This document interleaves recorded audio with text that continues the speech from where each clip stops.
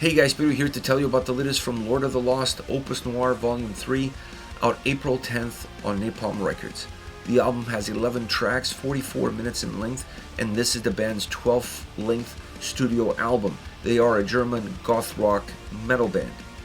When it comes to the design of this album, I feel like this is the most complete out of the 3 volumes. It's the record where every single song really fits in place and allows you to see the forest from the trees clearly from the get-go. An album with a great sense of direction, great fluidity, beginning, middle, and end, defines itself, and you're able to consume the diversity and versatility of the album a lot better because there are some common denominators that brings this whole record and the overall record experience together as one. Definitely a more mature album design that reflects the more mature sound and the more mature experience that the record has within itself. And I'll give you a quick example. If you go back to Volume 1, a song like Lords of Fire, for as good as that song is, and I love that track, it didn't really feel like you belonged in that record. It felt forced into that album design.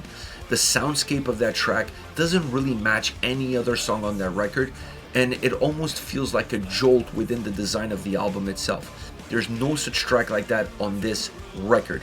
This is a more consistent album, top to bottom. Once you get into the soundscape, it was really interesting to me because I appreciate the versatility and the diversity that this album has. But I think what sold me on this record more than anything else was 2 elements that offer different levels of consistency throughout. The first one being the keys, the piano. The impact that the keys and the piano have on this album reminded me sonically of Judas. There was a little bit of some flashbacks of way the keys and the pianos impacted the sound, the experience, the vibe, the atmosphere in Judas, and I see a lot of similarities with those same experiences, those same impacts on this record. And the consistency in which the pianos and keys throughout this entire album play such an important role in changing the moods and impacting the atmospheres definitely allows for versatility to exist within the sound of each and every single song, but at the same time offering somewhat of a common denominator between them all. Another aspect of this album that helps glue the record together is the guitar sound. This is a much heavier sounding album guitar-wise than any of the other 2 volumes. And you don't have to go too far. The opening track, Kill the Lights, is definitely the heaviest track on any of the 3 volumes, and definitely the heaviest track on this album as well. The impact of the guitars in the sound, in the experience, is undeniable. This is definitely more of a guitar-focused record, or at the very least, they gave the guitars a little bit more predominance within the soundscape, allowing them to have more room to shine, more room to breathe, more room to develop, offering more growth, more texture, more richness, which makes this album have a little bit of a stronger edge, feeling a little bit heavier at times. But even in tracks where that heaviness completely dissipates, they always find ways of including a heavier riff here and there, or at the very least allowing the guitars to come into the forefront of the overall sound and play an important role in defining what the experience of that track is all about. Once you get into the vocal performance, this album also has a lot of similarities with the other 2 volumes, and I think that is perhaps the main similarity that it has, because sound-wise is different, structurally is different, from an experience standpoint is different. Where it feels common or where it feels connected with Volume 1 and Volume 2 is when it comes down to guest appearances. On this record you have several. Aaliyah from Saltatio Mortis, Wednesday 13, just to name a few, and this is something that we saw develop in Volume 1, we saw develop in Volume 2, and we see it develop again in Volume 3. I felt like on this album, the choices of songs and where they placed the songs that had a feature was also really important. Spacing them out, giving the record a little bit more of a fluidity that allows you to appreciate those cameos, those guest appearances a lot more. You don't feel necessarily overburdened by them because you get the right breaks in between songs in order to then really dive deep into those more specific tracks.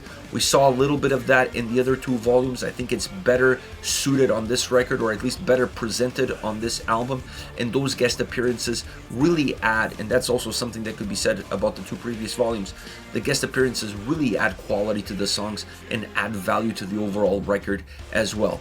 As far as Chris' vocals are concerned, on point, like super connected with the mood, with the atmosphere of the tracks.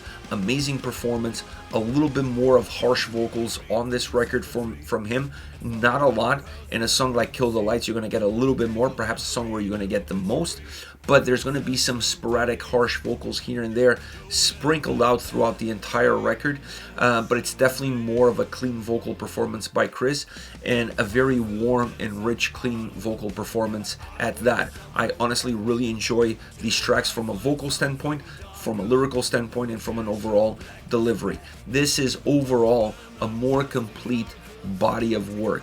It really feels like a complete record. It doesn't need the two previous volumes to work. This album works on its own, but it's also an interesting album that brings into the conclusion of these 3-volume series. And it offers a really perfect conclusion to what started with Opvs Noir Volume 1. So we've seen gradual growth across each and every single one of them, and on this album I feel like they reached the pinnacle.